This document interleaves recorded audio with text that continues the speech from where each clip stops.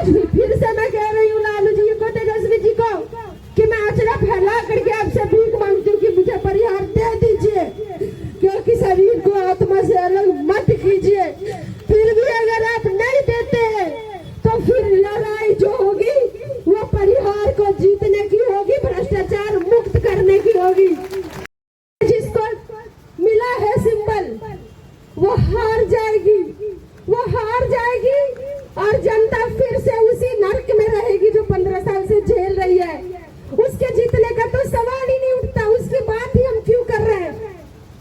अगर जीतना होता तो पूर्वे जी, उनके ससुर जी, वो 2010 का भी चुनाव जीतते ना, 2015 का भी चुनाव जीतते ना, लेकिन वो हारे।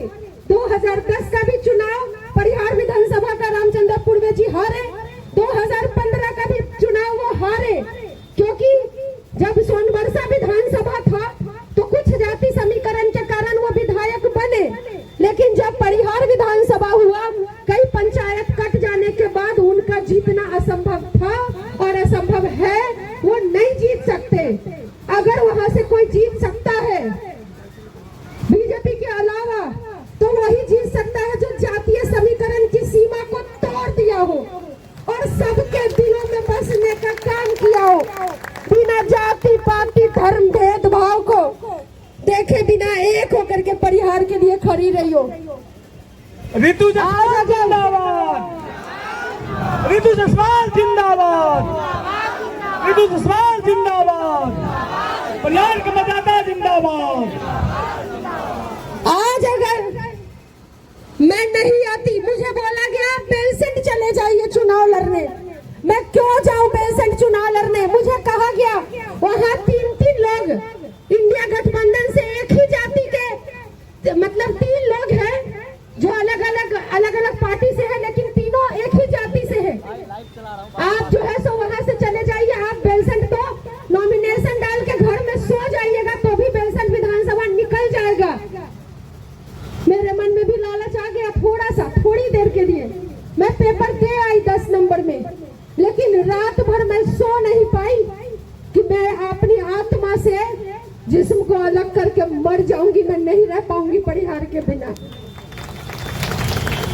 मैंने कहा मैं नहीं लड़ूंगी, और मुझे पता था कि अगर मैं यहाँ से नहीं लड़ूंगी तो फिर से वही जीतेंगी जो पिछले 15 साल से गायत्री देवी है, वही जीतेंगी। इसलिए मेरा आना जरूरी है, इसलिए मेरा आना जरूरी है कि 15 साल से जो यहाँ पे है उसको हटना जरूरी है, इसलिए मेरा आना जरूरी है।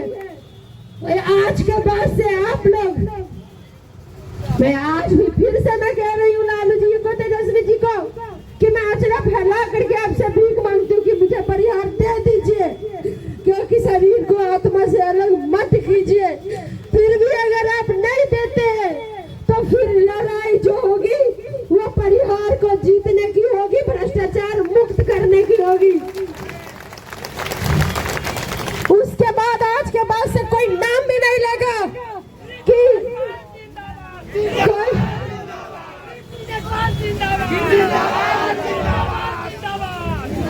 कोई नाम भी नहीं लेगा कि लालटेन का प्रत्याशी कौन है, कि लालटेन का प्रत्याशी तो कोई टक्कर में ही नहीं है, वो तो हारने के लिए ही आई है। तो अब लड़ाई होगी आप सबकी, हम सबकी लड़ाई सीधा सीधा बीजेपी से होगी। इसका मतलब बीजेपी से भी नहीं, गायत्री देवी से होगी, क्योंकि जो बीजेपी वाले भी है ना वो भी गायत्री देवी से परेशान है। गायत्री देवी से इतने लोग परेशान हो चुके हैं कि क्या बीजेपी क्या आरजेडी सब परेशान है, और मैं संकल्प लेती हूँ कि उस परेशानी को दूर करना मेरा मकसद है। गायत्री देवी को परिहार से हटाना मेरा मकसद है, और किसी के साथ मेरी कोई लड़ाई नहीं है। मैं न किसी के बारे में बुरा कहूंगी, ना मैं किसी के बारे में भला कहूंगी, मैं सिर्फ आपकी बात करूंगी, मैं सिर्फ ये परिहार की बात करूंगी, मैं सिर्फ परिहार के विकास की बात करूंगी, आप लोगों के आत्मसम्मान की बात करूंगी, भ्रष्टाचार मुक्त परिहार बनाने की बात करूंगी। आज जब कोई बीमार पड़ता है, अरे किसकी क्या क्या बात करे, 5-5 बार एमएलसी रहने के बाद, 10 साल विधायक रहने के बाद, जो व्यक्ति अपने गांव का पुराना पुश्तैनी मकान का मरम्मत नहीं कराया, जो अपने पुराने मकान में रहता नहीं है, अपने पुश्तैनी मकान में रहना वेस्टेज ऑफ मनी लगता है। उनको लगता है घर बनाएंगे तो पटना में न बनाएंगे, घर बनाएंगे तो सीतामढ़ी में न बनाएंगे, गाँव में घर बना के क्या करेंगे। अब बेचारा गांव का आदमी कहाँ जाए? उसको किसी नगर पुलिस ने गलत नाम डाल दिया हो, एम्स में इलाज कराना हो, पीएमसीएच में इलाज कराना हो, गांव का व्यक्ति कहाँ जाए? 40 साल देख लिया पूर्वे जी को भी, दरवाजा नहीं बनाया कि जहाँ